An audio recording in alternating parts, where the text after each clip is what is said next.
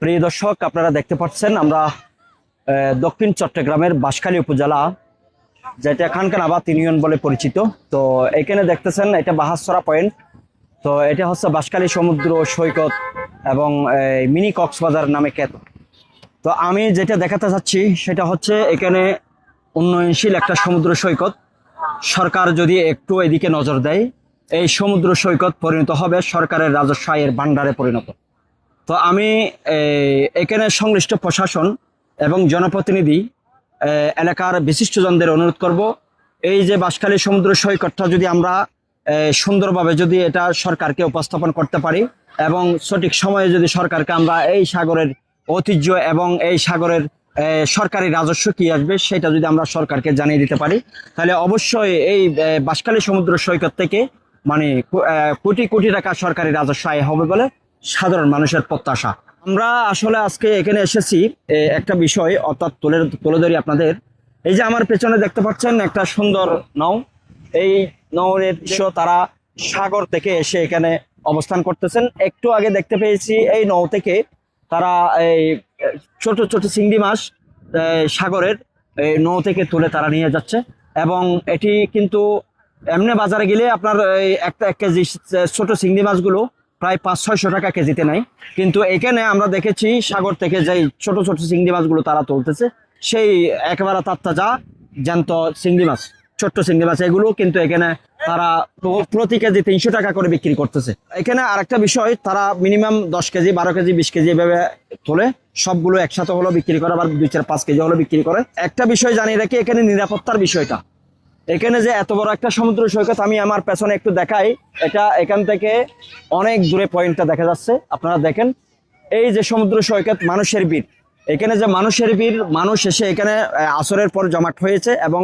জোহরের পর থেকে কিন্তু এখানে মানুষের আনাগোনা বেড়ে যায়। এখানে যেটা আমরা লক্ষ্য করেছি সেটা হচ্ছে প্রশাসন এখানে একেবারে নিষ্ক্রিয়। এখানে এখন যদি কোনো একটা দুর্ঘটনা ঘটায় তাহলে প্রশাসন এসে এই দুর্ঘটনা যে সামাল দেবে সেই বিষয়টা আমরা দেখতেছি না, প্রশাসন কোনো নজরদারি এখানে নাই।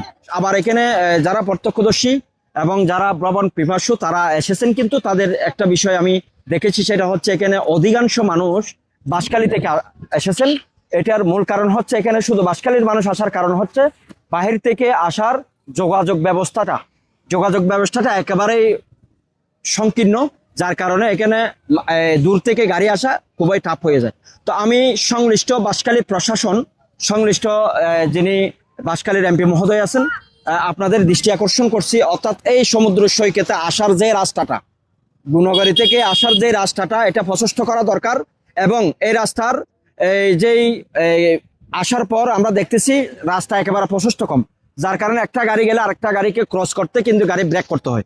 তো সেটা যাতে করতে না হয়, এটা সংশ্লিষ্ট প্রশাসন এবং সংশ্লিষ্ট দপ্তরকে অনুরোধ করব, অর্থাৎ এই রাস্তাটা যদি একটু প্রশস্ত করা হয় তাহলে এই যে আমরা দাঁড়িয়ে আছি বাঁশখালী সমুদ্র সৈকত, এটাতে কিন্তু একটা যদি রাস্তা যদি হয়ে যায়, এই সমুদ্র সৈকত থেকে সরকার বিভিন্ন ব্যবসা বাণিজ্য দিয়ে এবং বিভিন্ন ব্যবসা যখন এখানে জমবে তখন সরকার কিন্তু যথেষ্ট পরিমাণ রাজস্ব এখান থেকে আয় করতে পারে। আসলে আমি বিষয়টা বলার কারণ হচ্ছে একটাই, অর্থাৎ এই দেশকে পরিচালনার জন্য সরকার এই যে দেশের যেই আনাচে কানাচে পয়েন্টগুলো রয়েছে, কোন পয়েন্ট থেকে সরকারের রাজস্ব আসবে, কোন পয়েন্ট থেকে সরকার আয় করতে পারবে, কোন পয়েন্ট থেকে সরকারের যেই ইতিবাচক উন্নয়নগুলো মানুষ দেখতে পাবে, সেইখানে যদি সরকার বিনিয়োগ করে তাহলে সাধারণ মানুষ এটা উপলব্ধি করতে পারবে, সাধারণ মানুষ উপকৃত হবে এবং এখানে ব্যবসায়ীর উপকৃত হবে। তো আমি যতটুকু আপনাদের দেখানোর চেষ্টা করেছি, আমি একটু পিছনে একটু দেখাতে বলি। এই যে সমুদ্র এই সমুদ্রের এই পাড়টা একটু দেখবেন আপনি। এটা 1991 সনে এই সমুদ্রের পেছনে কিন্তু হাজার হাজার মানুষ এই পানির কারণে পানি প্লাবিত হয়ে এখানে কিন্তু মারা গেছেন। এটার পুরনো একটা ইতিহাস রয়েছে। এই যে বাঁধটা, ব্যারিবারটা দেখতেছেন, এটা যদি আরো প্রশস্ত করে, ওই যে আমার পেছনে দেখতে পাচ্ছেন জাও বাগান থেকে যদি এই পর্যন্ত এভাবে যদি ব্লক দেওয়া হয় তাহলে পুরো সমুদ্র এবং বাঁশখালীবাসী উপকৃত হবে এবং পানি প্লাবিত হবে না। তো সেজন্য সংশ্লিষ্ট প্রশাসনকে আমি অনুরোধ করব, আমি এই পর্যন্ত যেই কথাগুলো আপনাদের বলেছি সেগুলো বিবেচনা করে আপনারা অবশ্যই এটার একটা জরুরি পদক্ষেপ নিয়ে বাঁশখালী এবং সরকার রাজস্ব যাতে বৃদ্ধি পায় সেই বিষয়ে আপনারা পদক্ষেপ নেবেন। ধন্যবাদ।